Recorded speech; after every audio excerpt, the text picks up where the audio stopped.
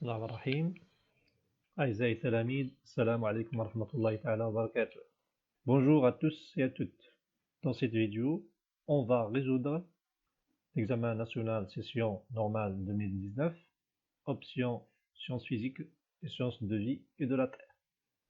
Et on va donner en parallèle des rappels sur les résultats nécessaires pour répondre aux questions, pour pouvoir réviser vos cours en même temps que vous consultez les réponses des questions de l'examen. Dans l'exercice 1, on vous demande de calculer le produit vectoriel de deux vecteurs AB et AC. À partir du résultat trouvé, vous allez donner une équation cartésienne des plans ABC. Dans la deuxième question, on vous demande une équation cartésienne de la sphère. On vous demande de déterminer le centre et le rayon, puis de déterminer la distance du centre oméga au plan ABC, pour en déduire que le plan ABC coupe la sphère en un cercle gamma.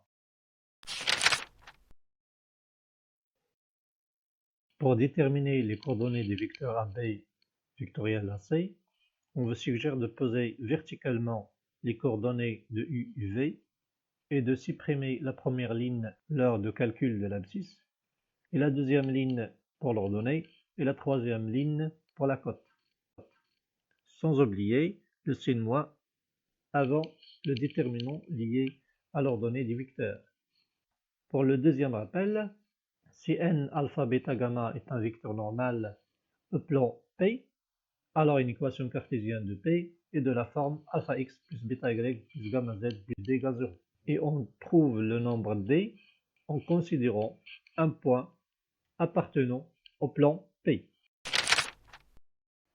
Si on a une équation cartésienne d'une sphère, à savoir x carré plus y carré plus z carré plus ax plus by plus cz plus d égale 0, bien sûr avec le signe de a carré plus b carré plus c carré moins 4d strictement positive, alors on peut déterminer sans refaire les calculs le centre et le rayon de cette sphère. Le centre est oméga moins 1 sur 2 moins b sur 2 moins c sur 2. Et on fait attention au signe des nombres a, b et c. Et le rayon, r est donné par r égale racine de a carré plus b carré plus c carré moins 4d, le tout sur 2. Si on a oublié ces deux formules, pas de panique. On part de l'équation donnée et on l'écrit sous la forme x plus a sur 2 le t au carré, plus y plus b sur 2 le t au carré, plus z plus c sur 2 le t au carré, égale r carré. On voit bien le centre et le rayon à partir de cette équation. Le calcul de la distance d'un point M, x0, y0, z0, un plan P, d'équation ax plus by plus z plus d égale 0, est donné par la formule dmp égale la valeur absolue de ax0 plus bx0 plus by0 plus cz0 plus d sur le racine carrée de a carré plus b carré plus c carré. Bien sûr, ceci n'est valable que si le repère considéré est orthonormé. Deuxième rappel, si oméga est le centre d'une sphère et P un plan quelconque, alors si d'oméga P est inférieur strictement à grand R, le rayon de la sphère, alors le plan coupe la sphère d'un cercle de centre H et de rayon petit r. Petit r égale racine carrée de grand R au carré moins d au carré. Et H peut être déterminé par résolution du système donné par une équation paramétrique de la droite oméga H, qui est dirigée par un vecteur normal de P, et une équation cartésienne de P. L'exercice 2 s'intéresse au nombre complexe. Vous devez être capable de résoudre une équation de second degré à coefficient réel dans C, de montrer la linéarité de 3 points par l'utilisation des nombres complexes, puis de savoir déterminer l'écriture complexe des rotations et de l'utiliser pour trouver l'image d'un point. Et enfin, de montrer qu'un triangle est rectangle isocèle par l'utilisation des nombres complexes. Si les coefficients d'une équation de second degré az carré plus bz plus c égale 0 sont réels et delta est strictement négatif, alors les deux solutions de l'équation sont conjuguées. Par suite, il suffit de calculer l'un d'eux et de conclure l'autre par conjugaison. Pour montrer que trois points distincts de Z2 sont alignés, il suffit de montrer que ZF moins Z2 sur ZG moins ZE appartiennent à R. Pour la troisième question, d'une façon générale, l'écriture complexe des rotations R oméga θ est Z' égale E et θ fois Z moins oméga plus oméga. Vous avez la solution détaillée de la question 4a et j'aimerais vous rappeler des puissances de i, puisque vous les aurez besoin dans les calculs des expressions algébriques. On sait que i carré égale moins 1 et d'une façon générale, on a i à la puissance 4n, c'est exactement 1, i à la puissance 4n plus 1, c'est i à la puissance 4n plus 2, c'est moins 1, et i à la puissance 4n plus 3, c'est moins 2. Sachant que tout nombre k dans n peut s'écrire sous la forme 4n ou 4n plus 1 ou 4n plus 2 ou 4n plus 3, puisque le reste de la division euclidienne de k par 4 est soit 0, soit 1, soit 2 ou 3. Rappelons que la distance AB est égale au module du nombre complexe ZB moins ZA et la mesure d'angle orienté ABAC égale l'argument de ZC moins ZA sur ZB moins ZA modulo de pi. Plus général, la mesure de l'angle orienté ABCD égale l'argument de ZD moins ZC sur ZB moins ZA modulo de pi. On a aussi le triangle ABC et isocèle si seulement si ZC moins ZA sur ZB moins ZA égale E à la puissance Iθ ou tout simplement égale à un nombre complexe de module 1. Si de plus θ égale P sur 2 modulo pi, c'est-à-dire Eθ égale I au moins I, alors ABC est un triangle rectangle isocèle. L'exercice 3 s'intéresse aux probabilités.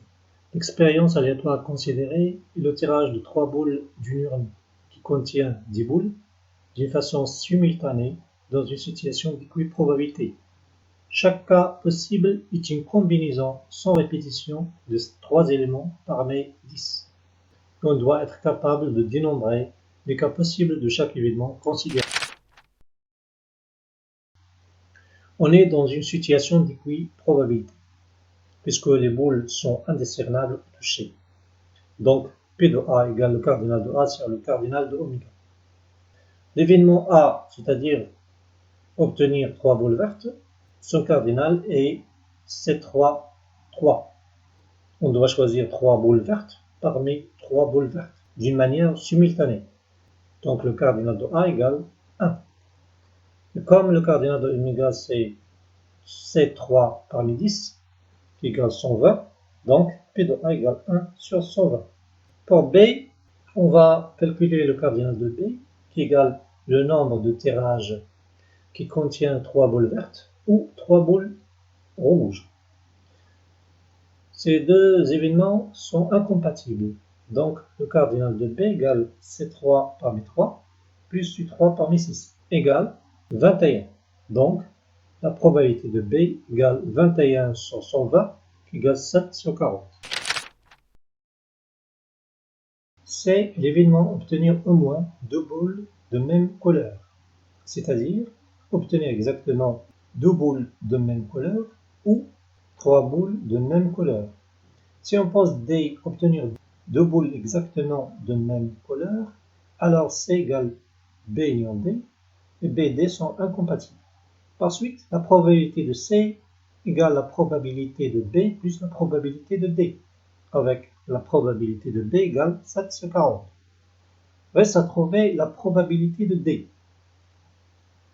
Pour que D soit réalisé, le tirage favorable contient 2 boules vertes une boule parmi les 7 boules qui ne sont pas vertes. Ou obtenir 2 boules rouges et une boule qui n'est pas rouge parmi les 4 restantes. Donc, le cardinal de D égale C2 parmi 3 fois C1 parmi 7 plus C2 parmi 6 fois C1 parmi 4 égale 81. Donc, P de D égale 81 sur 120 égale 27 sur 40. Par suite, la probabilité de C égale 7 sur 40 plus 27 sur 40 qui égale 34 sur 40 égale 17 sur 20. Ce problème est consacré à l'étude de la fonction des variables réelles définie par f de x égale x plus 1 demi moins ln x plus 1 demi ln x au carré. Et le calcul de l'aire du domaine plan limité par C et delta d'équation y égale x et de droite verticale x égale 1, x égale e. Puis l'étude de la suite définie par u0 égale 1, un plus 1 égale f de un. Rappelons que la limite ln de x quand x tend vers 0 plus égale moins l'infini. Par suite, la limite de f au point 0 à droite est immédiate.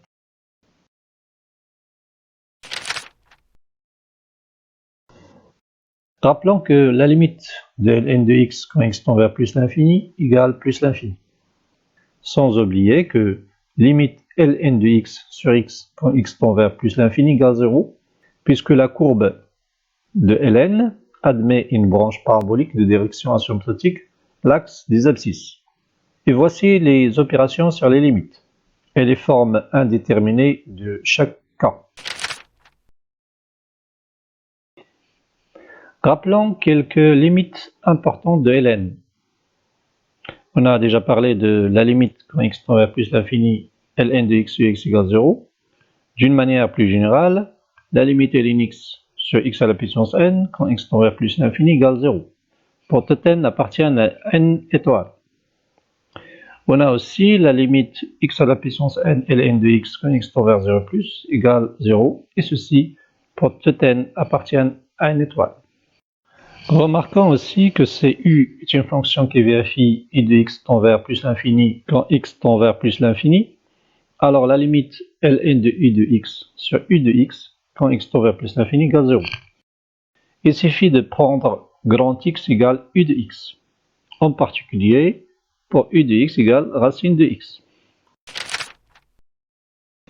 Remarquons qu'on ne parle de branche infinie que si la variable x des domaines de la définition tend vers l'infini, ou f de x, l'image de x par f, tend vers l'infini quand x tend vers un point ou l'infini.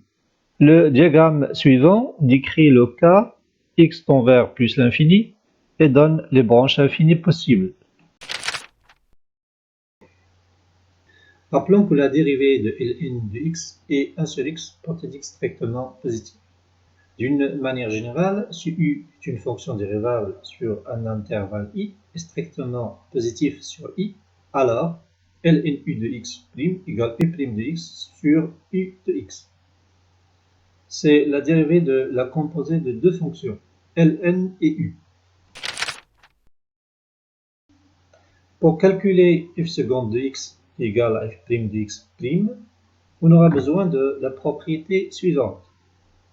u de x sur v de x' égale u' de x fois v de x moins u de x fois v' de x, le tout sur v de x au carré, sous les conditions mentionnées au départ. Rappelons que l'étude de la convexité d'une fonction, c'est-à-dire la détermination des intervalles où il est concave et les intervalles où il est convexe, peut se faire par l'étude de signe de f seconde x. C'est la fonction f est deux fois dérivable, comme le précise le théorème suivant. L'étude de la position relative de deux courbes de fonctions numériques f et g sur un intervalle i peut se déduire de la comparaison de f et g sur l'intervalle i. En particulier, si la courbe de G est une droite. Pour dessiner la courbe C, on trace quelques points essentiels de la courbe et on le relie de sorte que la courbe respecte les données et les résultats démontrés auparavant. Cela exige de mettre en face le tableau de variation de f lors de la représentation de f et de lui ajouter les coordonnées des points essentiels.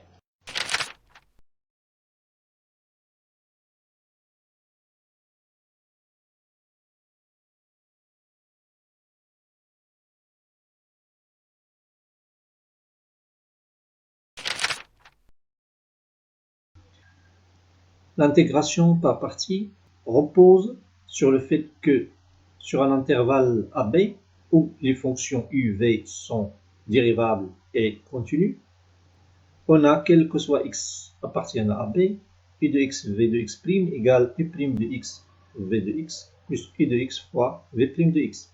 Identiquement équivalent, u' de x fois v de x égale u de x fois v de x' moins u de x fois v' de x. Donc, l'intégrale de a à b u' de x, v de x dx égale ux vx de a à b moins l'intégrale de a à b u de x, v' de x dx.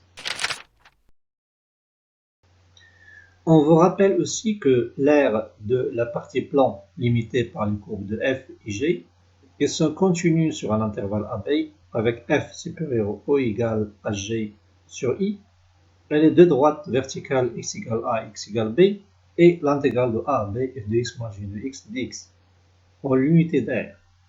On doit faire attention à l'unité d'aire considérée. Si par exemple la norme de i égale la norme de j égale 1 cm, l'unité d'aire est en centimètres carrés et 1 cm². Donc on prend le résultat du calcul intégral comme il est.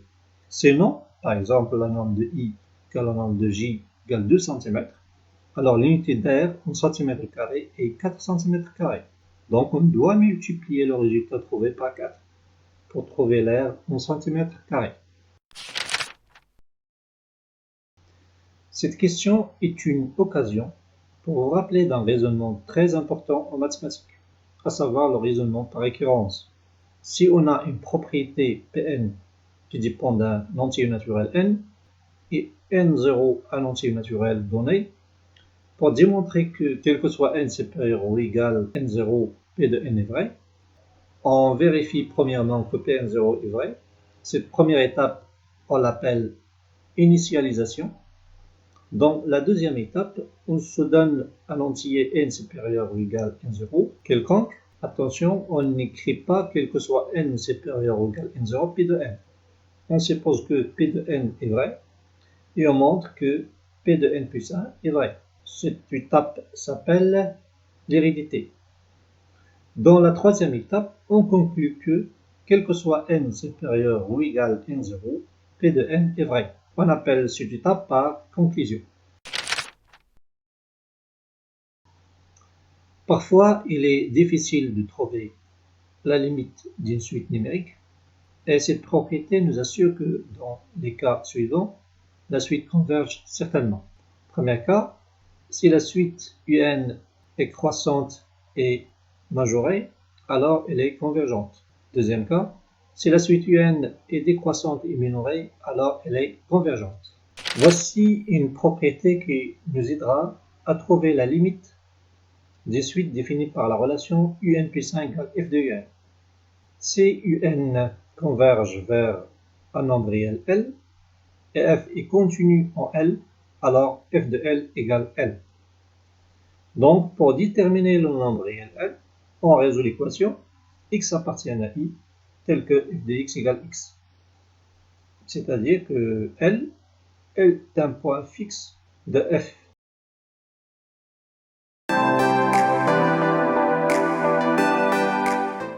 Bonne lecture et merci.